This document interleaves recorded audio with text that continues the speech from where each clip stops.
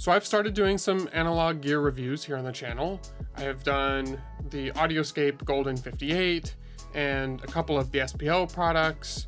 And today I wanted to talk about one of my very favorite pieces of gear that I own. In fact, I enjoyed them so much that I got 2 of them and I'm super excited to share them with you.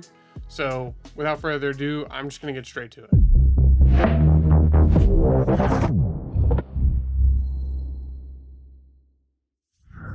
What's up guys? My name is Matt Yoakum, and today I am super excited to share with you one of my favorite pieces of hardware gear that I have purchased.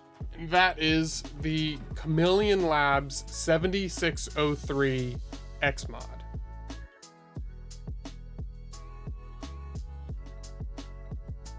Now, what is this thing? This is a microphone preamp. Before I start diving into the actual specifics of this unit, let's just talk at the most fundamental level about what the heck a mic preamp even is. At its core and most basic level, a microphone preamp provides amplification to a microphone level signal up to a line level signal. Without getting super nerdy into all the technical details, all you need to know is that microphones have a very small output level inherently. And so when you run an XLR cable into any interface or into any mic preamp, it is then boosting that signal up to what we call line level signal, which is a level at which we can actually do something with that audio. Otherwise, it would all just be way too quiet. So at its core, it's just doing a volume bump from your microphone so that you can actually hear what you've recorded coming out of your speakers or your headphones. Now, I have the Matrix Studio Pro, which is made by Avid, and it has 2 pristine, really good sounding mic preamps in it. So why would I want to go spend money on a different mic preamp other than the ones that came built into the unit, which I just finished saying are pristine? Well, honestly, that's because I'm not always interested in pristine. You see, one of the interesting evolutions to watch over the course of the history of audio and technology is that we have been creating better and better technology to the point to where we can now manufacture mic preamps that are extremely low self-noise and can carry ultra pristine audio through them. But let's think of it this way. A really good analogy is to think of the fact that camera technology has been evolving much the same way. Ever since we developed the first digital camera, there has been a race to create the best, most pristine optical sensors out there so that when you shoot digital photography, all these companies have been racing to deliver you images that are crystal clear, ultra sharp, have all of the definition that you could ask for, even better than the human eye can deliver in that sensor. However, at the very same time, there is a huge resurgence in the area of film photography amongst enthusiasts and hobbyists. Because film does not deliver ultra pristine, super sharp images. Instead, it delivers character. It delivers a glow to things. It has grain in it. It has some inherent noise. And I think what people are starting to realize is that that vintage quality actually had a bunch of really desirable traits. And that is exactly what I have found here in this unit, this Chameleon Labs 7603 XMOD. So just in general, to talk about this, I did a ton of research. I was looking at all different kinds of mic preamps online for months, reading reviews, listening to sound examples, deep diving into the forums, hearing opinions from people, and exactly as the same in the photography world, everybody has an opinion in the audio world. What I knew I was after is that I had read a lot about the Neve preamps, specifically the 1073s, because those have a classic quality that sort of emphasizes the low end. They're described as sounding woolly, and there are lots of manufacturers out there who make 1073 clones, and they will clone it right down to the exact same knobs and colors and everything, and you wouldn't even really be able to tell the difference were it not for their logo placed right beside it. And there were honestly about 6 different directions I could have chose to gone in, and then one day I stumbled across somebody talking about the Chameleon Labs 7603, and it piqued my interest. Basically, every mic preamp out there will have pros and cons, things that it does well and drawbacks. And I started reading about this unit, and there was pretty much only positive things that people were saying about it. So I dug further into it, and I even reached out to the CEO of Chameleon Labs and asked whether it was appropriate to call this a 1073 emulation, and he said, absolutely not. This is not a clone. This is not an emulation. This is not trying to be exactly what a 1073 was. This thing has been designed from the ground up with brand new components, but it has the heart and soul of that classic British design, and we're going to talk about why that is. I'm going to walk through the controls on this unit and its features relatively quickly, just so we can go ahead and jump to the sound examples, because I'm sure that's what you guys are really here for. Okay, so up first, we have the input selection. With the input selection, you have the option between line or mic. At the very beginning of this video, I described that a microphone preamp's job is to raise the signal of a microphone to line level. Well, there's another utility that actually comes with purchasing a mic preamp like this, and if it has a mic and line switch on the front, then you actually have the benefit of running line level signals into it and just taking advantage of the color that the hardware offers without necessarily having to boost the signal. Something that's very popular called reamping. Reamping means that I can take the line level signal that I've got in Pro Tools and run that signal into this unit and use it for its gain as well as for its EQ and the output, as well as all the coloration that the internals offer. Then we've got a microphone impedance switch. Some different microphones require different impedance levels for optimal performance. Then there's a DI switch here. If you toggle this on, it will activate this 1/4 inch port here in the front so that you can run something like a guitar, a bass, a synthesizer, or any other instrument straight into it. Then we have our mic line input gain knob here. And this offers up to 70 dB of input for our mic in 5 dB step intervals, which is great. And for line level signals, you can boost up to plus 20 dB as well, which is huge. Next, we have our EQ section. We have in or out for the EQ. I honestly leave these in all the time because these inductor EQs sound fantastic. I'll get to them in a second. Then we have a phase switch, and then phantom power for if we're running this in mic mode. Then we've got this great switched high pass filter, which goes all the way from 40 Hertz up to 320 Hertz for eliminating rumble or hum or anything else in the signal that you don't want there. I pretty much always leave this sitting at 40 Hertz myself. And next is one of my favorite parts of this unit. There's a 3-band induction style EQ with selectable frequency ranges and sweepable gain. And this is the type of EQ that you find in those classic British preamps, and they sound fantastic.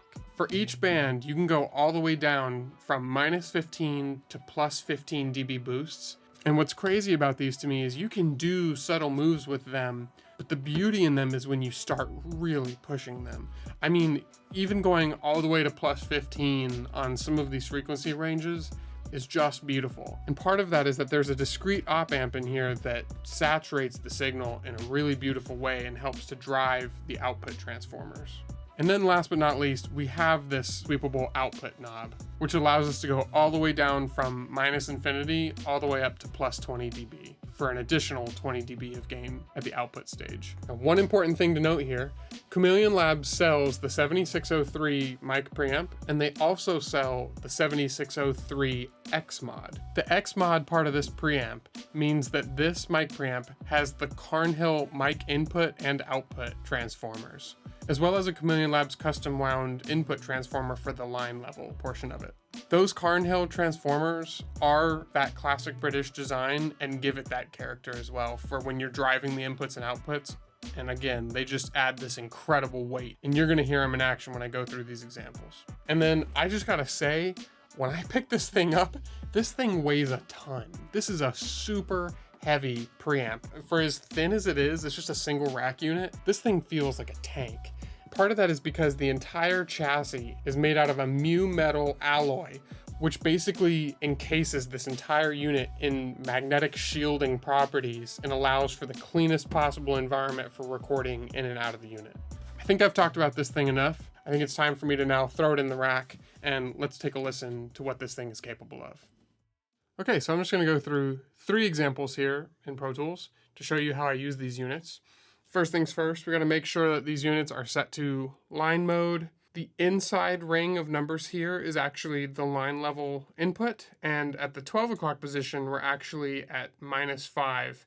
And so for unity, we need to set it over here at 1 o'clock. And then I'm going to leave my high pass filter at 40 hertz. It feels like a pretty soft roll off to me, so it's really just eliminating the lowest of the low rumble. And then I'm going to go through and show how I use each of the EQ bands as we go, and show how we can drive the input or drive the output or any combination of gain staging that we like to get color out of this unit. And just so you're aware, I've got my patch bay running into both of these with nothing else in the chain. So we're just going to be listening to the preamps themselves. So first, let's just hear it straight out of Pro Tools with no preamp involved.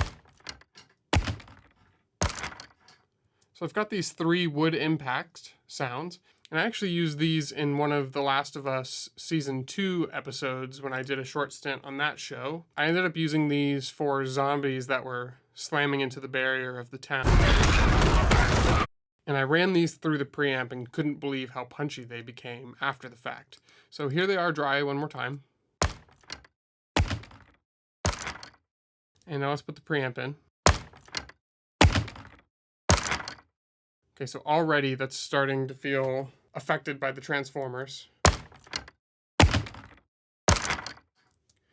Now, again, I think the EQ is where this unit absolutely shines, as well as the Carnhill output transformers. So let's start messing with those. For the EQ, I'm going to put this at 60 hertz. We'll toggle between 60 and 110 hertz to get some bottom end. And I'm going to set this at about 3 o'clock, but you'll hear I often actually love to drive these all the way up to plus 15 dB, and it's just absolutely insane how good this sounds. So here it is with that. Let's switch to 110. In my room, that sounds pretty good. I'd say it's like a medium wide Q on these curves. They're fairly gently sloped, so you get a little bit boosted below 110 and a little bit above as well. So around there sounds good. Let's crank it all the way up just to hear it. Plus 15. It's amazing how much punchier that is already. Now for our mid frequencies, I'm going to set this at 700. And I'm actually going to take a little bit out of the 700 range.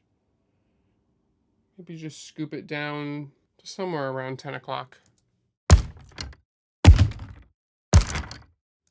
took some of the body out of it. Let's put that back and see what that sounds like. I actually like the way that sounds with that back in. Let's try boosting it just a little bit, go the opposite direction. Maybe up at 1.6. That sounds pretty good. And then let's go all the way up to 7K here and give it a little bit of sparkle.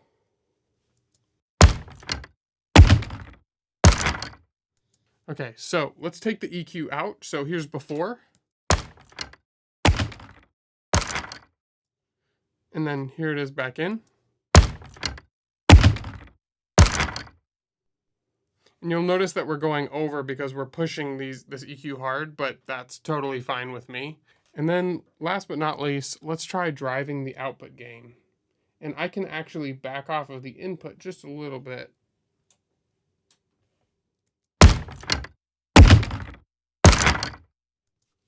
So I'll probably stick a Pro L2 after it since we're doing some pretty extreme boosting, and just set this at like minus 0.5 or something, and then make sure that we're not giving any extra gain to it. So see, there's a little bit of limiting going on, but just enough to keep it under. And that sounds pretty fantastic. So here it is before. And then after. All right, so what I'm going to do is, obviously there's a massive amount of gain change happening here. And, you know, people will obviously hear this and they'll flag online that sometimes hearing an increase in gain can be deceptive, you know, making it sound better just because it's louder. So what I'm going to do is I'm going to print these. Right? we're going to bypass our patch bay. You can see the difference in waveform, right? Just so much fatter. It's insane. But what we can do is we can gain match these just visually, get it ballpark, and then compare so it's a little bit more fair. And here it is after. It's undeniable how much of a difference that makes. I mean, this unit just sounds absolutely fantastic. And again, that's with plus 15 dB at 110 hertz.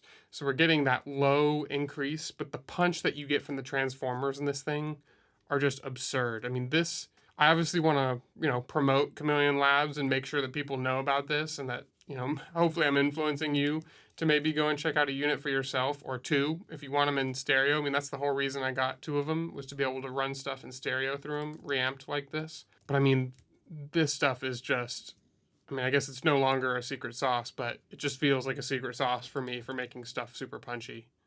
So for the next example, I wanted to take a synthetic sound. I think synths really shine when run through analog gear. It just opens them up, especially when it's software synths.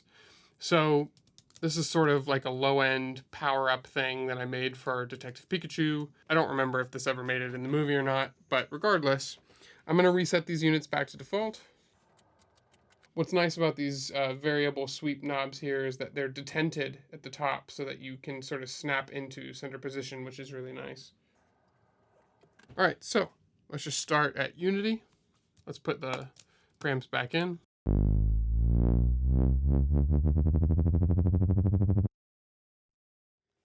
All right. Now let's give that a little bit more input.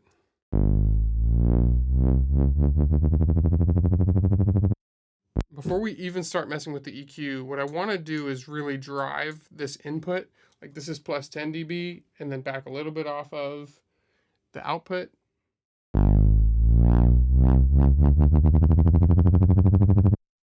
You can hear that tone change. Let's do even more. Let's go all the way, plus 20.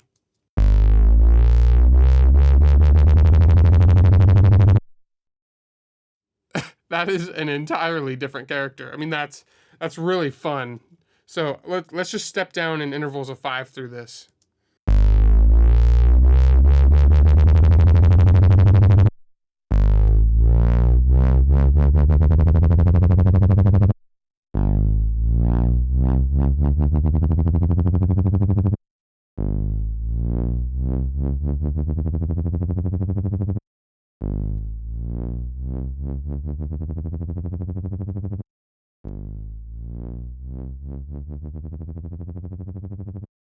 So you can get extremely clean reproduction from this thing, but you can also really drive it in a way that's fun. So I'm going to leave the input at Unity, and let's just try EQing, giving a little bit to that 110 region again.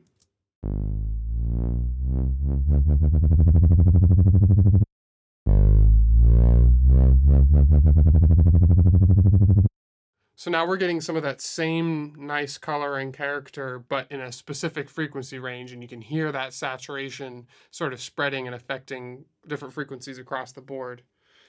Let's maybe back off of the low end just a little bit and try some more mid-range.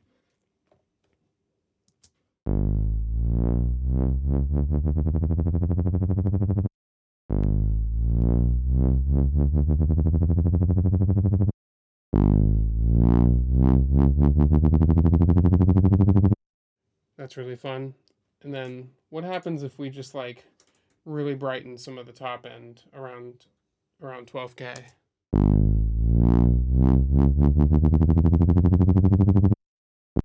How about we give it more output as well?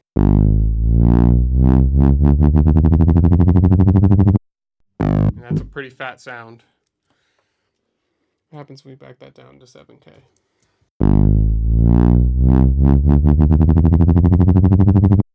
It makes for a pretty fun and thick power-up sound. All right, let's print that.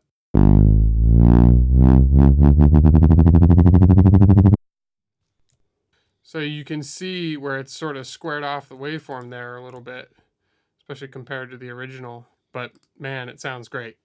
And then last but not least, this would be another classic reason I would draw on something like this. Because of the amount of punch and snap that I managed to get out of these preamps, I would totally use this on something like a gunshot. So again, I'll reset this unit. I'm actually going to back off the input down to -5 on this. This is a gunshot from the Richard King library from Pro Sound Effects. This is the same gun at different angles, but at the same time. So I've taken the 3 different mic angles and combined them here. So here's the top layer, the middle layer, and the bottom layer. Okay, so mic'd at different positions, all the same gunshot. Let's start to play with it through this unit. So this is actually mono, but because of the way it's set up, it's going to go through and give us a dual mono output in stereo on the other side. So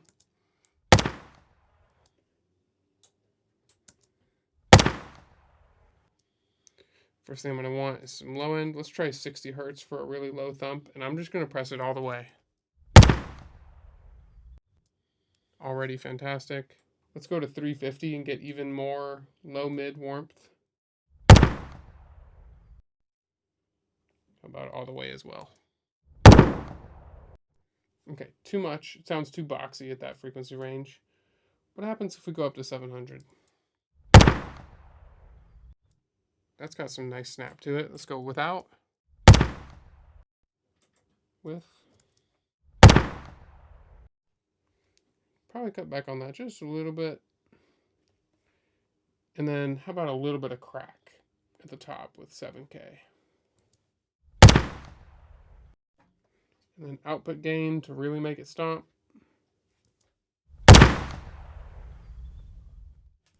Okay, so obviously for the tail here, what I would do is probably keep the tail of the longest distance recording.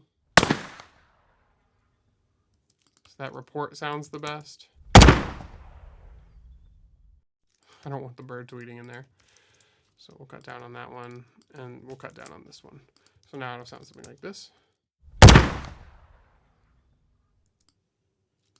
I would go through afterwards and edit out the little bird and the plane by. What if we drive input but pull back on the output?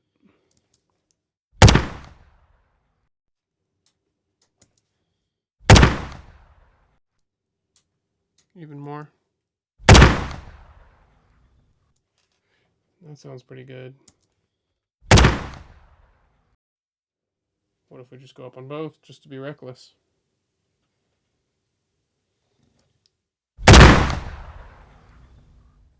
Now we're getting a really smashed sound. But it gives it that kind of vintage vibe. So what might even be fun would be to like do these in parallel. So print this version, which is obviously insane, but also sounds pretty good. Move this down. Actually, let's tone shape that a little bit better. So now that it's smashed all the way at the top like this, I feel like the frequency response is altered a bit. I want less of that mid-range, definitely. Let's go back down to like 350. Could even take 700, even cut a little bit of that. I really want as much of that low end as I can get. What if we try bumping that up to 110? That sounds pretty good. I mean, this thing sounds like a cannon now. I'll probably come down on the brightness on the top too. That sounds better to my ear. All right, so let's try that. And then let's do a lower input. Back down closer to unity again. But we'll continue to drive the low end. Let's just set these back at unity. And maybe we'll leave the output out. And we'll keep the low end up. How does it sound? So here's 110. Here's 60. 220. So definitely, I think 60. I like the way 60 sounds. So now we've got sort of the clean transient of this one and the body of this one. And I bet if we stack these two together, I bet if I got the transient from the first one, but the body of the second one, it might sound nice. Let's try this. So here's what those sound like. That sounds great. So there you have it. I hope you guys learned something from this. I mean, if anything, I hope you just learned that these units sound absolutely spectacular. They're honestly one of the secret sauces in my setup for getting punch and impact and grit. And they just offer all of that color. And just like I said at the beginning, achieving something that's super pristine and transparent is a feat in itself. But as I think you can hear, I mean, the whole thing that I was searching for, and when choosing through all the different models of preamps that were out there and at my disposal, I just happened across a forum that mentioned the Chameleon Lab 7603, and I had to give it a shot. And man, they did not disappoint. These are some of my favorite. They're gonna be sticking in my rack for a very long time. And I also just wanna give a quick shout out to Chameleon Lab's customer service, which is excellent. I'll be leaving a link down in the description. Go check out their website. They have the 7603 and the 7603 XMOD preamps. Again, the XMOD having the UK Carnhill transformers, which I think makes a big difference in the sound and the quality of the output of this thing. So go give them a look. Thank you again so much for watching. Do me a huge favor, hit the subscribe button if you haven't already, like the video, leave me a comment down below to let me know what you thought of the sound of the unit, and I'll catch you on the next one.